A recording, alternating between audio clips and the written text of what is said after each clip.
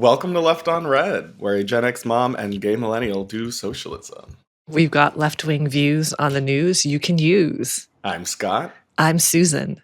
and today we're joined by Organizer Memes, which includes memes, and Emma Mont to talk about, I don't know, a lot of stuff. Digital, liberals, leftism, the online left, Republicans. Yeah, good topics. Thanks for being in the studio with us today, guys. Thank you for having us. Very excited to be here. Yeah, can't wait.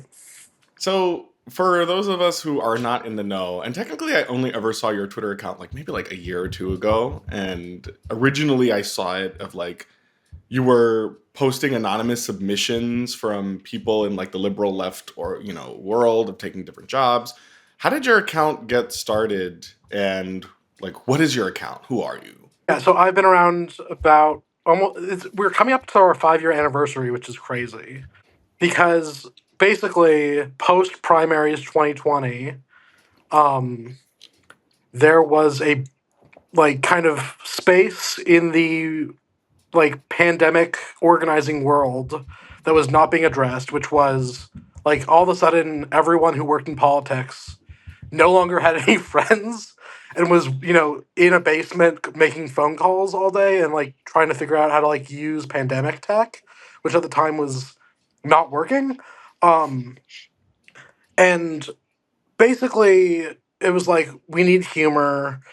I needed connections in the political world. I had just kind of joined professionally the political world. I was a student before that, and I was okay, this is going to be my big break, and working in 2020 to kind of meet all these people that I need to meet to make the connections.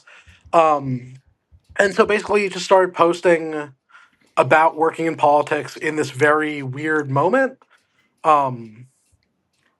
anonymously and through the lens of memes, which I've been a meme guy forever. I love humor, I love memes. I've done comedy for a long time, in other formats, but part of being anonymous very quickly ended up being all these people had lived realities that they couldn't talk about because of an NDA or fear of retribution. Horror So once I stories. started horror stories, oh my god.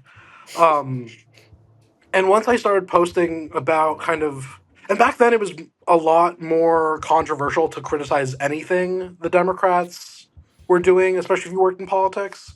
I think also it was part of the Trump era, we're all in this together type of thing, where it was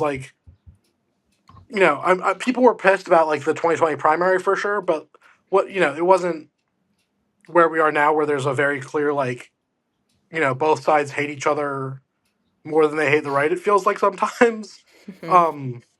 But so people started sending in anonymously their experiences, asking questions, or even just I don't know what to do after this campaign. What do I all these just kind of things that there was no real bulletin board of left lib political workers, and especially there wasn't really a conversation happening in the ways that needed to be happening about unionization, which definitely was one of the things that we very early on started talking about. A lot of worker rights stuff.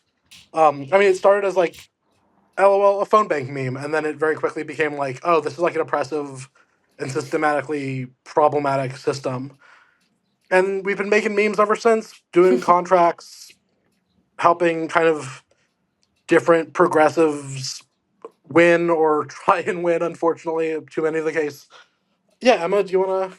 Yeah. And so then my piece of this is back in 2020. So memes and I know each other actually because we have a mutual in real life who put me on to Organizer Memes. They were hey, you should check out this account. It's run by a friend of mine. I said, cool. And it was instantly my cup of tea. I had been an organizer back in the 2018 midterms, and I was getting my master's in political communication at the time. And so I found Organizer Memes and I was this is inspiring. This is a new generation of political communicators. We are on the precipice of greatness here. And then the Markyverse happened and I was hooked. I was these are the future minds of a generation. And wrote my master's thesis about memes as like a form of political communication. I wrote about the Markyverse, I wrote about John Ossoff, and then I interviewed organizer memes as like someone who was kind of on the ground during all of it. We talked, and then we just kind of stayed friends. And then towards the end of 2023, as the 24 cycle was ramping up, memes was thinking, how do I kind of expand into video? Like the thing of 2024 and now going into 2025 is very much video, and it's hard to do video. Right, exactly. Like I am so used to, I still only listen to my podcasts, but I've been told that people watch their podcasts The now. youngs love their videos. The youths love videos. And so memes was like, it's kind of hard to do video as an anonymous entity.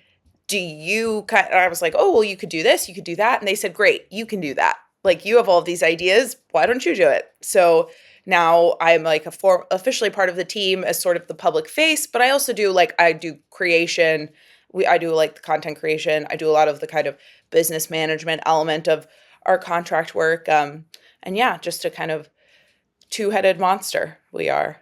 Have you guys ever seen those some of them I think they're called Vocaloids, but they're little animated avatars of people, VTubers. Oh. Yeah, memes. You could be Yeah. like a You VTuber. could You do- could just be like the animated panda talking. Mhm. Do people, do the kids like it? I think so.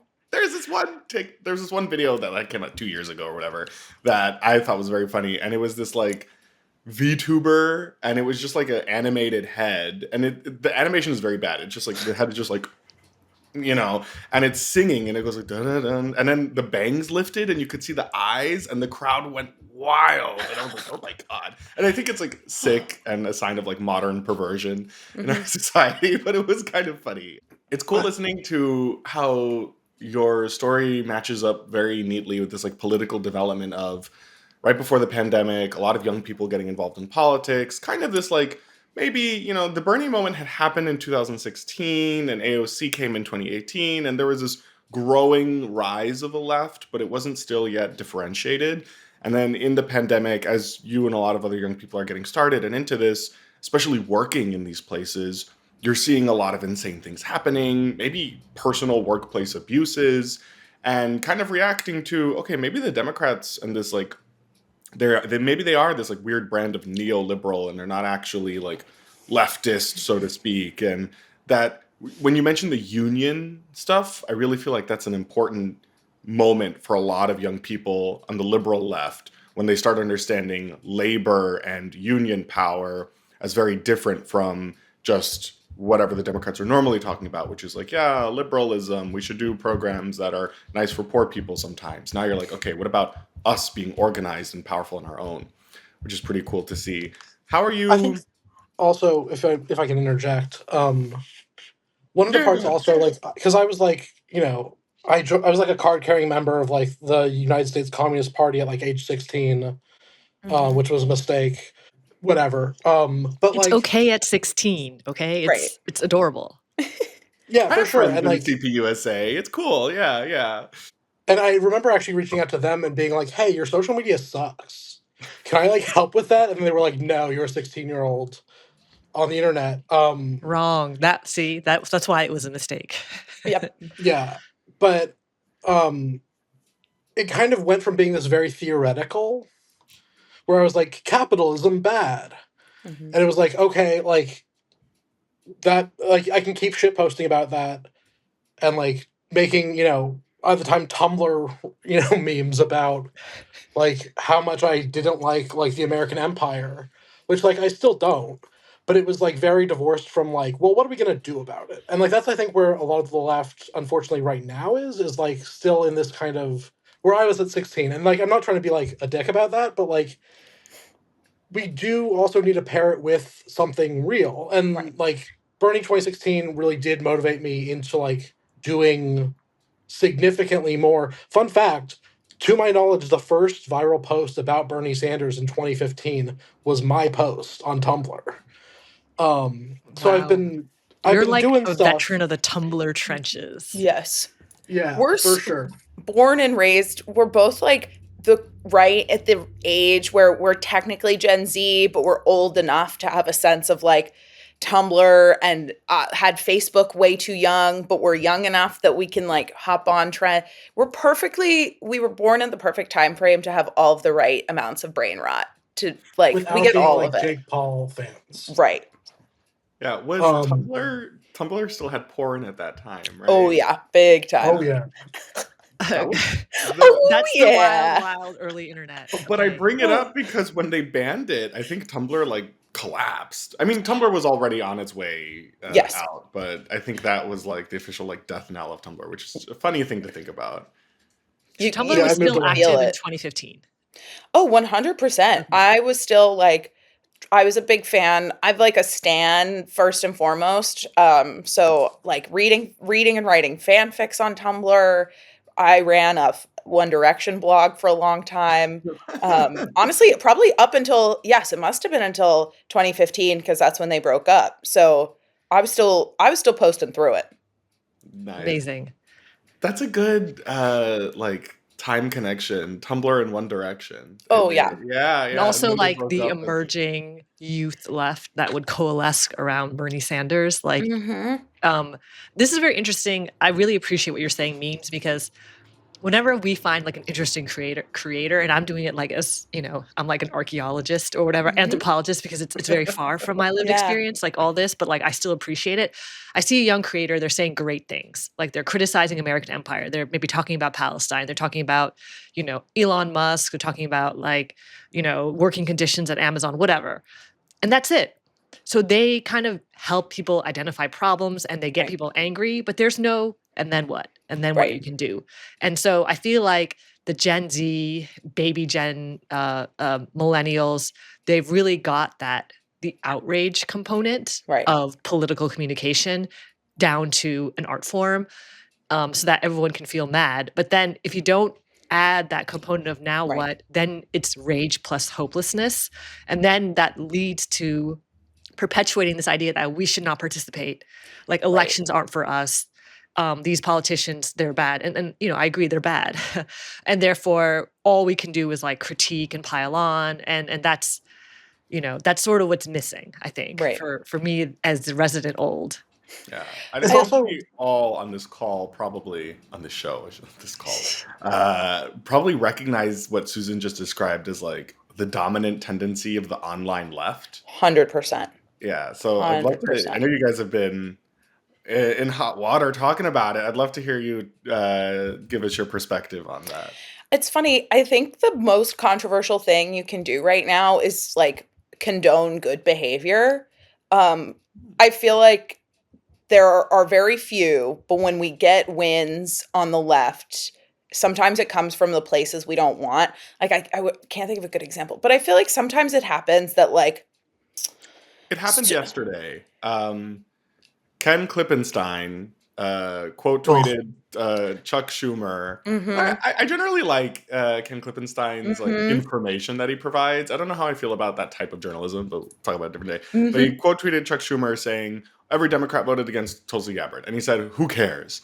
And I do think he got a bit of backlash because people were like, isn't this what you're asking them to do? Yes, exactly. Like we have so few moments when every Democrat comes together to exert the only power they have right now and say no. We have to say thank you. Like sometimes you have to say thank you for doing your job so that they will continue to do their job. And I think we, like, people on the left have a really hard time kind of acknowledging that, because I think there's this kind of thought that if we acknowledge the wins, it gives a permission to stop trying. Whereas I think we have to think of it as like the way you treat children. Like they don't know, you have to tell them when they've done something well so that they know like, okay, I'm going to do that again. Instead of just only telling them no, no, no, they're like, all right, well, what am I doing anything right? It's like, yes, you did that thing right. Keep doing that thing. I disagree, because children don't know what they're doing, and they want that love from their parents or whoever's taking care of them. The Democrats know what they're doing. They don't care, right? There's that huge difference. They know what they're doing. They don't care to put any effort or political capital into pressuring the other senators who stink to vote with them. And they know very well that they're protecting something very specific, which is their future career. right? And Right. so that's the main difference. I would, as a parent, I really disagree with that analogy, just because kids, when they mess up, we still love them, and these folks, they deserve our scorn and our anger all the time, because they're like our rich employees who are really bad at their jobs. But so, Susan, how do you respond to, because what I'm hearing here is essentially, maybe it's kind of a realignment theory, right, of realigning the Democratic Party, regardless of how you feel, but how do you respond to essentially, when we want Democrats to do something, we have the ability to criticize them, and if they do something that we think is good, how do we... I agree. We'll say, I oh, hate we know thanking you them. can I don't do want to this, reward right? their behavior, but how do we... Here's a better question. Here's a better frame. Instead of worrying about Democrats, how do we signal to the people we want to organize what we think is good behavior? How do we signal to the people that we want to organize to become socialists and leftists, here's a model for how someone in office should act, or here's why the Democrats are bad? Not because they support a higher minimum wage, which they say they do, regardless of action, but when they do take an action that we think is what they should have done, how do we signal to the people that we want to organize that this is how we want the party to behave 24/7, and it never will, and thus we need to create a new party, whatever? I think all of this is a feedback issue as opposed to like a good versus bad thing. Where it's like, and I think this is true, like the incentives, both for someone that's posting online and someone that is in power, need to kind of shift. Like that's the thing where it's like the Ken Klippenstein thing, right? If you know that you're never going to win over someone, you're not going to ever cater to them, right? If you know that even if you do the right thing, a huge percentage of the left is just going to be like, oh, that doesn't matter, I don't care. Like, then you're not going to even view them as a winnable person. Right. And I think, like, that is part of the problem. But also, on the flip side, like, the reason I think the online left is so often kind of nihilistic, whatever, is because the incentives for them is like it is easier to gain, and we've seen this, and we are not super positive all the time. It's not like we're cheerleaders of the Democratic Party. I mean, anyone who knows the lore, like Right. the reason we're anonymous is because we've been critical and we knew that would like hurt us. I mean, but We're in a moment where it's easier for me to criticize, but in like 2022 to have run an account that was entirely like, here are the ways the Democrats are bad bosses was like potentially career ending. I And think scary. to sort of go back to Stylianos' question, I think we have to work with lots of people, not just other leftists, Right. to give that kind of feedback, because no one cares about us. Our electoral power is nothing. Our ability to get our people who agree with us to vote isn't that high. So it's like we don't even have internal discipline, right, in terms of people who agree with us. So we have to work with other people. I feel like we were more powerful when there was a liberal resistance, and they worked with leftists during the 2017 years. And I'm not trying to be like, oh, so great 8 years ago. I don't think that's true, because the problem with the liberal resistance is that they never created a positive ideological vision of what they wanted Democrats to do. They just wanted to kick out Trump. And they were like neither happy did to work we. with everybody. Right? Like that's I think the issue for the left too, though, is like we both, as liberals and leftists, like I think the best messaging we've ever had was a better world is possible. And I feel like we've moved so far away from that in a lot of like the focus, where it's like, I think the utopian stuff is where we really do well, is like, this is what you should have. This is what you deserve. And like, let's reverse engineer from healthcare for all, for no one being killed in international wars, in all these things. Like, let's reverse engineer backwards from that to how are we going to get there, right? And because if it's just this, like, oh, we're going to get rid of that's the thing I think is so frustrating about the third party stuff. It's like, great, you're going to have a really pure third party. And I never hear like, well, but how is that going to be any different from, I think there were 7 different quote unquote socialist or progressive third parties that ran. We only know about like 2 of them because they had like figureheads that are well known. But like the left doesn't need another third party. It needs something that people can grab onto and say like, this is what I'm doing. And like that's where I think like a lot of why we care about like all these primaries so much. I know that like Right. New York mayoral is something that we talked So about, run. but like so much of like organizer memes past was like getting really involved in Ossoff for like getting or not Ossoff, getting involved in Markey and getting involved in a bunch of people that lost, unfortunately, but that were running in kind of blue seats. And like that's where I think it's so frustrating is like no one shows up for these smaller candidates, or Right. very few people do. And if we want that's the incentive structure for me, right? Is we lost all these seats in 2024 primaries, partially because we didn't organize in the way that we did in 2018 for progressives, right? Like there wasn't the money. Like, I mean, but also some things are like things we didn't do, and some things are things that that doesn't matter what you did, right? Like for example, the one that really hit home for us, the one that was really painful, was Jamal Bowman.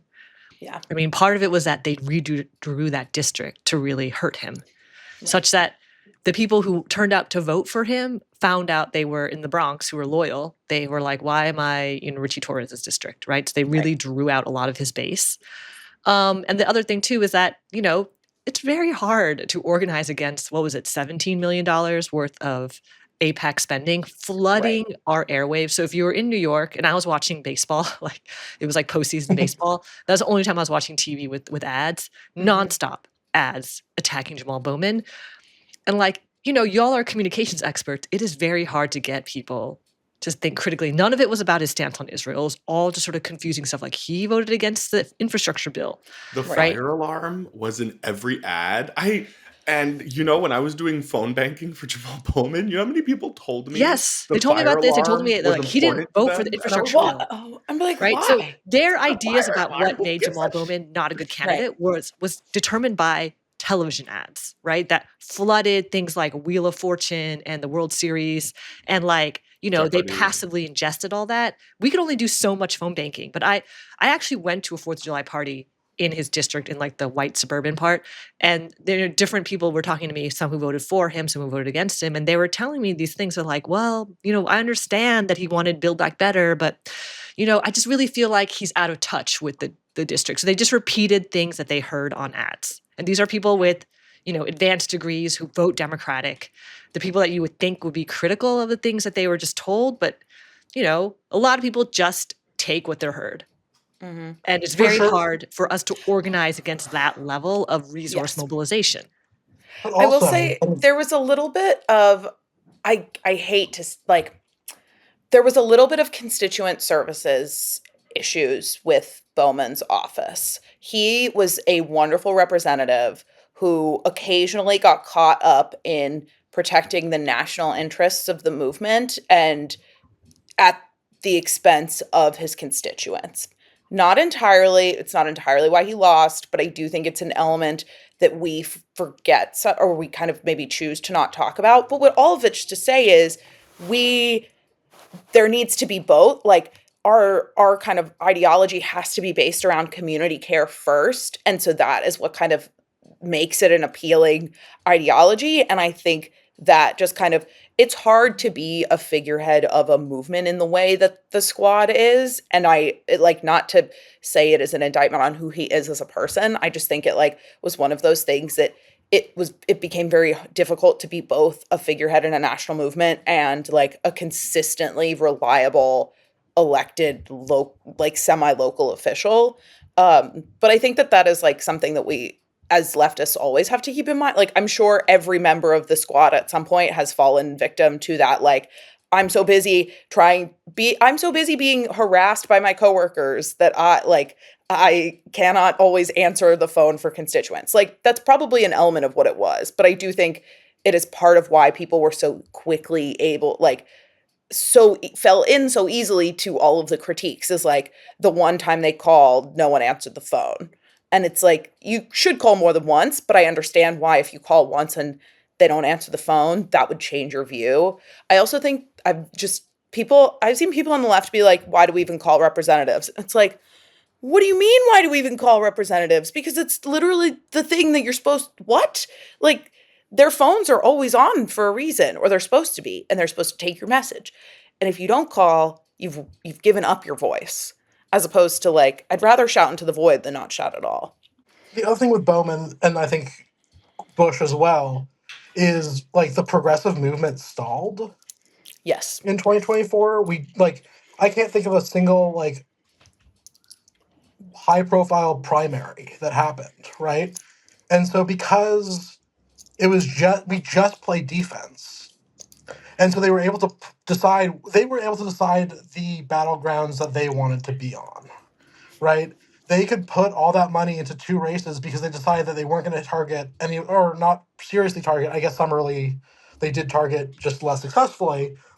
But they were like, okay, who's the weakest that we can go up against, and we can just put all our money there. But if we'd had 30 people running in, against Jake Auchinloss in Massachusetts, which is a much farther left district than he is, right? There are all these districts that are like ripe for at least putting up a challenge, and we simply didn't do it.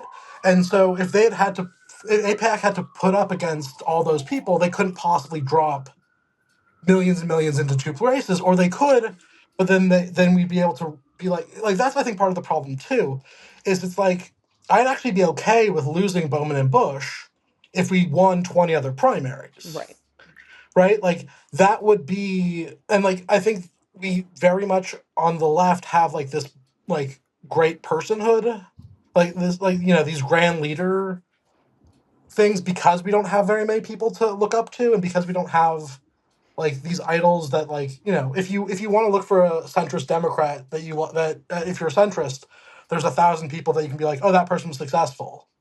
But we kind of have this like a little bit of idol worship, but like we really, like, I don't know. I think we didn't show up in a way that was conducive to keeping those seats in a situation where I think we probably could have, had we also, like, just as Democrats like did major layoffs right before this cycle. DSA did major layoffs, which I know were controversial, right before the cycle. It's like you can't both be saying, oh, like, why is no one giving us power, while we are like systematically cutting our resources from the things that gave us any power in the first place.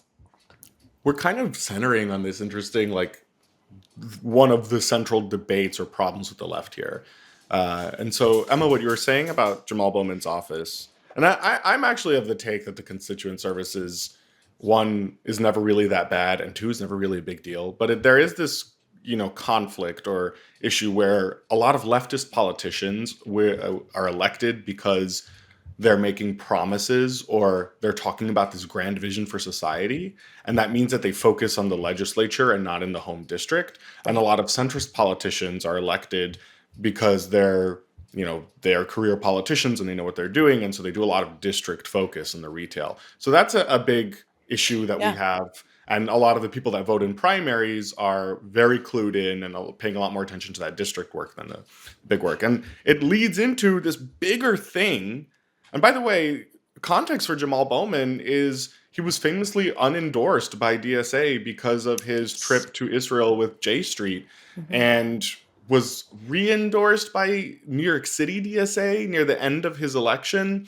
And it was this huge issue where a lot of the left still didn't like him and didn't want to forgive him, right? And he didn't want to apologize.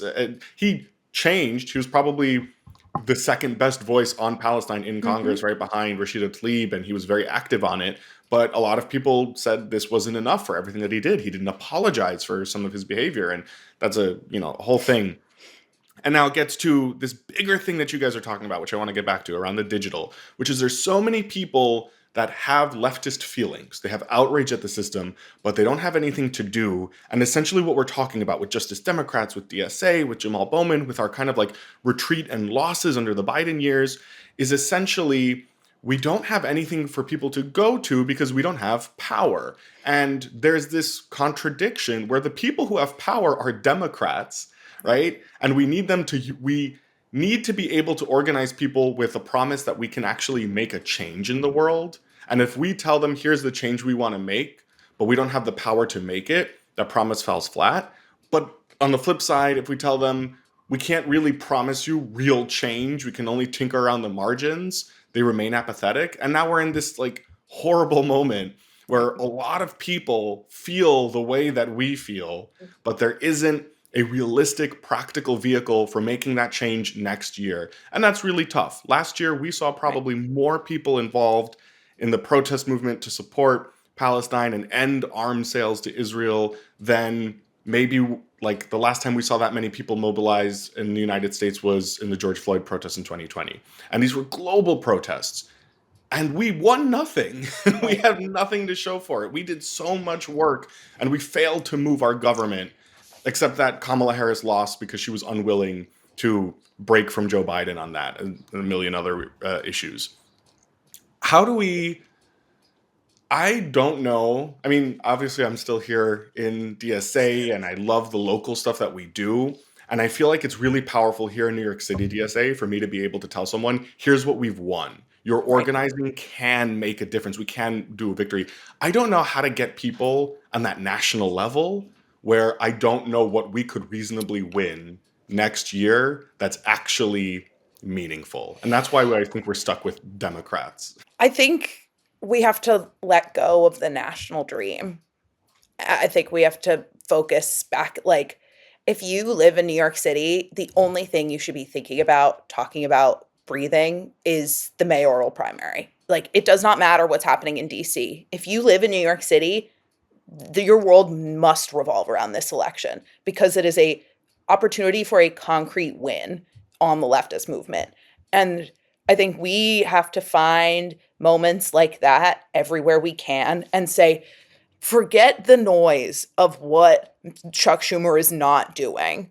There's something happening. Like, there is a leftist candidate for you right here in the Massachusetts State House, in the Colorado, maybe not like a socialist, but someone who says, why aren't we as a town paying for every child to go to pre-K? Like, find those moments or be that moment on a local level, because it will make you feel like, okay, we're working towards a win. And if you have a win, it makes it so much easier to then like level up. And I just think like the national conversation, so you fall so easily into despair. I'm like, if you don't have the guts to take a loss on the national level, don't focus on it anymore. Like, if your reaction to national politics is like, we're fucked, nothing good is ever going to happen, like, national isn't for you. There are wins to be found, maybe not at this level. Also, like, I think the thing that is frustrating but real is like, I know that like there's like people make fun now of like saying like just do mutual aid, but like that is part of what we do have to do still. Like, people, I think the Panthers had it right in a lot of ways, in the ways that they like were giving people free meals and like helping like the material conditions that people were going through. And like, why wouldn't you, like, that's one of the things I think that we are also kind of in this, like, people want to feel taken care of. People want to feel like someone is doing something tangible. And if you see the kids in your community are better fed now, if you like, there's ways of doing the programs that we want the elected officials to do, but they require resources and they require like a lot of time and energy. And like, I know that like that is not the only thing that we can do, but like, I don't know, when I'm talking to friends, like, what do I point to as like the DSA difference or something, right? Like, yeah, maybe there's like a bunch of, like, it's usually like, oh, they'll do a bunch of phone banking.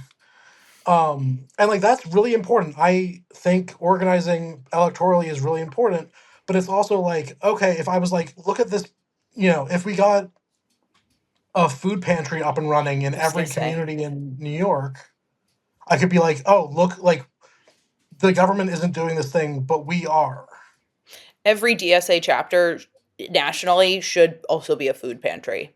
Like, it, because then it's like, oh, these nice people who like provided my family lunch, they also have a brochure. Let's read it. Like, yeah, every DSA chapter should host a food pantry. Also, it make Very people actually talk. anarchist.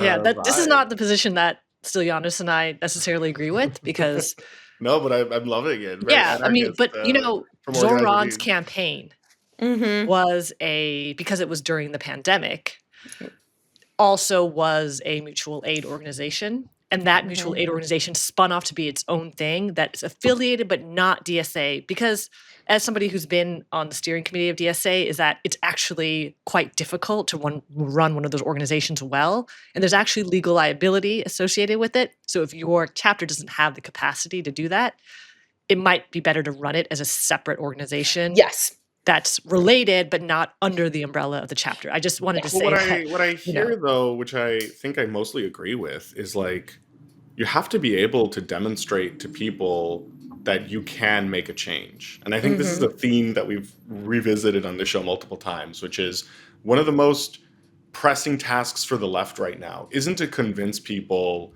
that leftism is good. I think you go to a random American and you say, hey, should everyone have like food and shelter and education? Right. They'd be like, hell yeah. Right. I think it's to convince people that we could actually make that happen.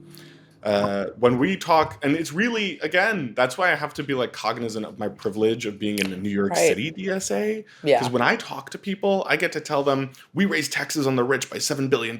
We passed this huge housing bill. We passed the only Green New Deal legislation in the United States. We got taxi workers, we helped get taxi workers $500 million in debt relief, and we stopped this power plant in my neighborhood.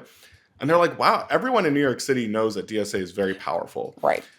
That is not necessarily always the case all over the country. There's Seattle DSA right now helped win this social housing thing, and now they get to go and tell people that. So you're making this very basic claim, which I think I agree with, which is in order to convince people to do something, you have to be able to prove to them that it will make something happen. Right? We have the power to shape reality. And I think it makes it so much easier to kind of counter critiques from more center of like, we're not just screaming online all day. We're changing people's material conditions in a way that you are not. Like, we're having this fight on the internet, but I can go to the food bank that's like helped, the food bank is not run by DSA, but the DSA provides volunteers who work it. Like, it's like a co-op, and that's how it's run kind of deal. Like, that's something I can log off and actively participate in that the libs have not given me opportunity to. So I think it like both convinces people it's doable, and also that like we're not just dorks online, like yelling at you. Like, we're changing people's lives. And that's also, I think, part of it is like, if we did a phone bank, if we did a food kitchen or brake light repair, like, it would force DSA people to actually talk to people that aren't already in DSA. Like, I saw the DSA like demographics report from 2021. I like look at it all the time being like, oh my god, we're so fucked. It's better now. It's so bad.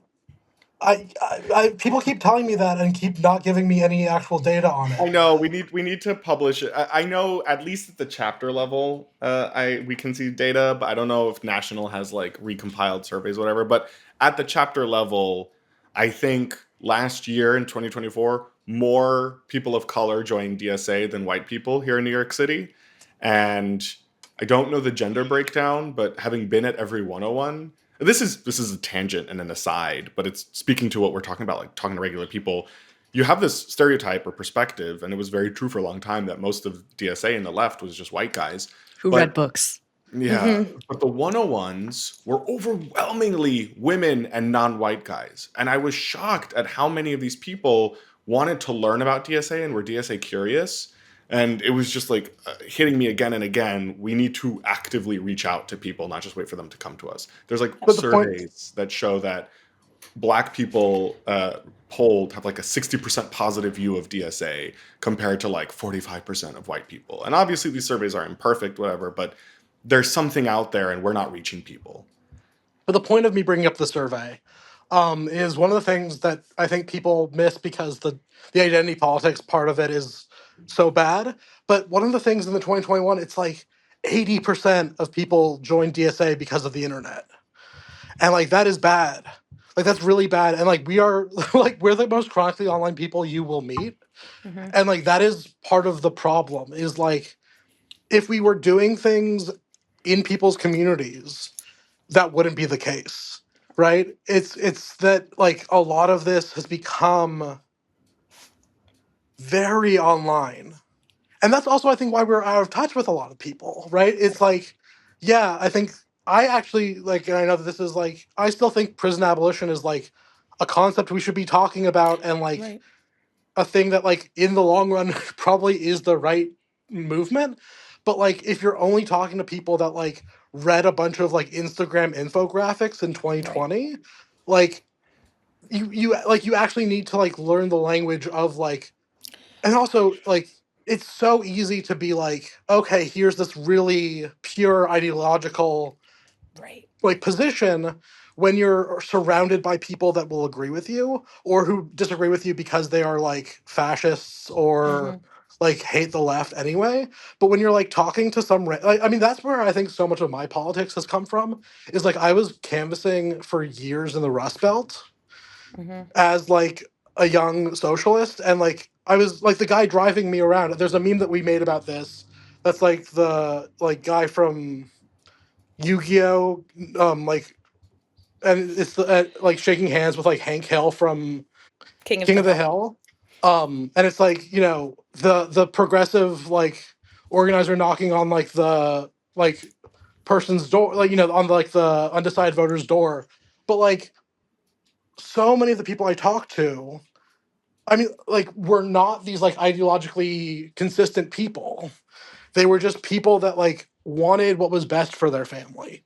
And like that, I think, is like so much of what we need, is like, oh, like, I mean, and one the story I always tell is like, I canvassed in like this like really red area for 2018, and the driver was like a retired Teamster who I'm sure voted for Trump in 2024, if he's still alive. But he had voted for Bernie in the 2016 primary and then Trump in the general. And the reason he was back to the Democrats in 2018 was because the Congress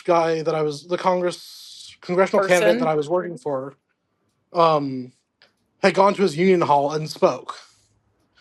Right. And so it was like this guy, and like we talked about like, why did you vote for Bernie and then Trump? And he was like, well, they both are anti-choice. He didn't use those words, of course. And I was like, what? And he was like, yeah, like Bernie's a good person and therefore he's anti-choice like me. Right. And it's like, these people are not perfect. These people are not often good people. But like, those are winnable people. Right. Who, if messaged correctly, probably like there's so many people that we will never reach if we are expecting them to be like following like GSA drama on Twitter is basically what my issue. Well, this is first of all, I enjoy the anecdote, especially because like I think of like my coworkers, right? And like they just like feel very comfortable to come up to me and tell me whatever cancelable opinion they have.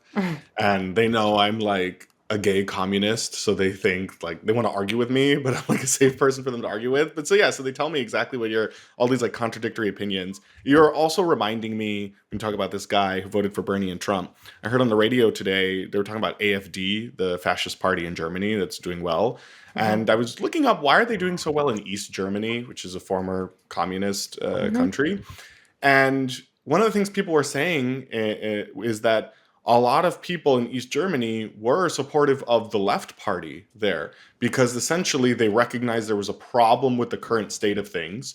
And the left party, literally the left, Die Linke, whatever. Die Linke, sorry, was saying there's something wrong with the way this country works. Fundamentally, we must change it. And a lot of people moved from supporting Die Linke, whatever, which was this leftist party, to AfD. And everyone's like, how did they make this move? It wasn't that they were just like pure leftists and then suddenly they became fascists. It was they were fundamentally upset with the way the country was working. And both of these parties were asking for a fundamental change. And over time, they weren't winning with the left. And they were pulled in by a lot of really nasty rhetoric, a lot of billionaires funding the right wing and the fascism. And so it makes me think that we are in a similar spot sometimes with a lot of these Bernie and Trump voters. But let's get back to digital and comms, because you were saying that we're very online, and I agree that it's a problem. But my question now is, we are online, but a lot of Americans are. I bet even, like my coworker who comes to me and wants to give me like a transphobic rant is probably online because he's seeing stuff on the internet. And we know that all the right-wing stuff on TikTok, Instagram, Goes Facebook viral. influenced a lot of young people to really think that Trump would make their lives better. Yeah. And older people, there's stats. Like we have a few decent videos on the DSA TikTok, New York City DSA, and TikTok stats were saying that like the biggest demographic that was watching was over 65.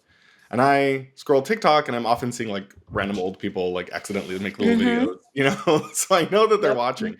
So how do you guys, your online influencers, how do we move people from this state of passive online consumption and feeling towards action? How can we use the internet to pull people to take action, to do something? I think, so like, damn, New York City, greatest city in the world.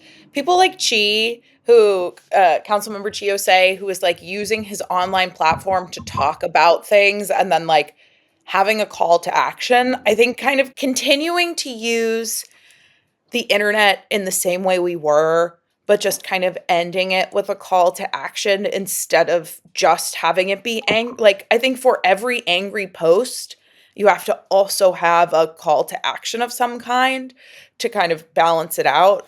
I think, sorry. That's so That's a real good. alternative for Deutschland. I had a little cuckoo clock just like this big, and my coworkers asked me to turn it off because it would always go off every hour. And it goes, yes, it goes off all hours of the night. I don't know how I people love it. That was great. I want Thank one. you. If we have calls to action along with our online posting, it kind of, not all of it is going to break through. That's the other thing, is like the way that our algorithms are built now, like very little breaks through. So I think you just have to be kind of like constantly like putting out as many calls to action and like as humanly possible, just kind of finding them all over the place. And even if it's simple as like, they're collecting coats at a local elementary school for migrant children and non-migrant children. Like, you should look at this, just like for every tweet you say, every TikTok that's like, who does Hakeem Jeffrey think he is? Which you should be doing. Who does he think he is? Also having hey, we're putting together backpacks for the like migrant children. Come bring us a backpack, or come put together a backpack, because you're right. Hakeem Jeffries is not doing anything, so we have to. It's just like it's one of the, like, it's really just throwing spaghetti at the wall and hoping it sticks, because there's so much, the like odds that it breaks through are not great. So you just have to have the numbers on your side of like, I am participating in every small local action I can and posting about it. Something I noticed in what you were saying is both with Councilmember Chiose and the backpacks asks, both of them are realistic asks that might win. So I think what was very famous was Chiose and the council had this bill to end broker fees. Yes. And it was potentially likely to pass. So when he put out a call to action, so he had been messaging on it for a while, right? Like months. He had been doing videos and putting out public statements about this bill, about the practice of broker fees, about information showing no other city in the United States, except for like in Massachusetts, has this. This could work differently. And then finally he said, here's an opportunity for you, having watched maybe 2 or 3 of these videos or seen one of my things coming out, you to go to City Hall and testify. And tons of people did, because they were like, oh, this might actually pass. Do something. And the same thing with the backpacks, even though it's not like changing the world, it's like, I have a spare item in my house. I can easily go donate this. Something that feels like it will be real. And people want power. They want to feel like they have the power to change the world. And I think if you do that, you gather the spare pencil, notebook, and you go to the dollar store and you buy a cute backpack. When you go to drop it off, you suddenly see all of those people and you're like, oh, wow, like not only did I create change in someone's life, but there are so many other people here that also want to do it. And suddenly you found like, the group that's putting together these backpacks, what are they up to? What do they do outside of like, what's the next thing they're doing? And so not only have you taken some power of I can create change, but you now have like taken one step into a community that's trying to create change. So we do this meme training that we do, like we've done like over 50 at this point, which is crazy. We've done it for college dem groups and WFP groups and candidates and congressional members, staff, like all these different groups, because we like think that it's a skill that like needs to be honed. And one of the things in like the advice section at the very end that I always talk about is, and I'm reading quote for quote, harness the power of everyday people coming together to build online community. Right? So like there's moments that are so beautiful online where like people from all over the world just like come together and do something cool. And like there's no profit, like I think like so much of like the cool early internet was this, right? People were just making videos because they want their friends like, I mean, we were making memes before we were getting paid to make memes for years. Because of the love of the game, because it's cool to be shared. It's cool to start conversations. But like there are times where you can like kind of throw up a bat signal and people will come.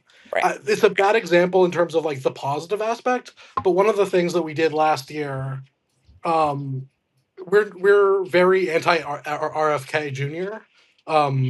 Like I think he's an evil person, and we were pretty, and like especially since we saw that he was taking a lot of people that I think ended up being very consequential in this election. One of the things we did was so I saw that right when he chose Nicole Shanahan to be his VP, one of his like real supporters like made an event on their webpage that was like protest like the like globalist selection. Like he was like anti Nicole Shanahan because she was connected to Google. And of course they're all conspiracy theorists, so they were like, he's being bought out. So I noticed that like, oh, there's no like approvals process to make an event on RFK's website. Right? And now famously, I made an event that was like a live reading of RFK's sex journal and kind of talked about this like horrific piece of oppo that like, he had like 38 or whatever affairs in a year and drove his wife to suicide, which most people at the time did not know. And then I posted, a picture of the event and was like, LOL, there's nothing. And so all of a sudden, 150 other people did that and made it their own events. And, they made, Twinks for RFK, and they made, what was it, like the measles caucus. They made all these like funny Had the things. bear story come out yet? Was there something about the bear? It had not. I think it hadn't come out yet. But like, right, like that's just a small example of like, we did a thing. We showed people that they could also do a thing. So and then very, very quickly, very millennial. They did it. Did the thing. We did the thing. You've all done fantastic work. Thank you. Online. And I think it really demonstrates how creative political comms can be. What advice would you have, for example, for a DSA chapter that wants to DIY some of this? What kinds of suggestions do you all run, like little seminars, that kind of thing? Yeah. Literally invite us to do a training. Like we will do for any DSA group a free training. Like people think that we hate DSA. We very much don't. We hate DSA losing. Yeah. Like please invite us. organizermemes@gmail.com. And that's true if you're DSA, if you're WFP, like if you are a you're communist center, right? Depending on the group, yeah. Okay. I'm trying to still be allowed to fly, but that's it. No, the PSL, you're not invited, or you have to pay us. But no. But I think the real advice is, like, I think one of the key parts that we identified early of our humor is there's, like, a real funniness to pointing out the difference between what is and what ought to be, Mm-hmm. right? And I think that's kind of the theme of this actually entire conversation is, like, pointing out, like, the absurdity of modern capitalism in a way that is not just like doom, but is also like, oh, this is like kind of silly, and like we should like unpack and unravel this like string. But also just like there needs to be like the reason that we do well partially is like we don't take ourselves that seriously. Yeah. Like we do serious work, but also we're just like shit posters, and like we're just trying our best. And I think that that's part of like, I don't know. I think that like you can't have your entire identity being like the like forlorn, like scorned leftist. Yeah. Like sometimes you also have to like literally like, and that's part of it is like we built community, and that community has propelled us into being able to do so much more because we took the time to talk to people that had had a horrible job experience. And now 4 years later, after posting anonymously about like their horrible thing, they're like running a campaign, right? That's one of the things that's been so amazing about this being a 5-year project at this point is like we've grown up with these people at this point. Yeah. We've built community, like people, like we have shooters, for lack of a better word. Like we have ride or dies that like propel us to success. I also think part of the success is like we have conversations with the people, and like some of them are still online, but like conversations in the DMs are so much more valuable than conversations in a thread. And I think like something that we all on the left should be taking away is like, instead of, okay, after you've replied back and forth with someone and you still haven't agreed, like take it to the DM for a minute. See if in the privacy of a one-on-one conversation you can like change someone's mind, or at least stop having a fight in the middle of the grocery store. Wait until we get in the car. Like, I think DSA in particular, but like all people on the left, it's like, stop fighting in public. They're watching us. Like, stop it. We can't embarrass ourselves like this. It's just like, take it in private. And if you don't agree, fine. But like if it feels like we're fighting very publicly in ways that don't feel very productive, at least bring it in, like wait until we get in the car. Let's have a conversation off to the side. I think that's great advice. Emma's quote is like kind of subtweeting me right now. That's myself. Yeah. No, I think there's a way to have a productive public-facing debate where it's really useful for everyone to be principled and put out interesting ideas and engage with it. And then there's ways that Twitter especially encourages you to be cruel and dunk on people. Like scoring points, but we're all on the same team here. Stylianos and I talk about how like people may annoy us, but there's not that many of us. We all have to work together. Exactly. We'll wrap it up, but there was a great, totally unrelated, but there was this great woman on TikTok who has made this huge video about community. It was like I was like, why am I watching a 12-minute long TikTok? I didn't even know you could do that. But one of the quotes that she has was from someone else at a church that she was going to or whatever. And she was like, think of the person that you hate the most. Where are they? That's community. And I was like, damn, it's true. Yeah. But it's a positive thing. I think that you're most likely to be most annoyed by people that you are close to in your community. Yes. 100%. But with that, thank you both so much for being on. This was an interesting conversation, a little bit of debate and discussion. Really appreciate it. So we're going to wrap up. I'm Scott. I'm Susan. And solidarity forever.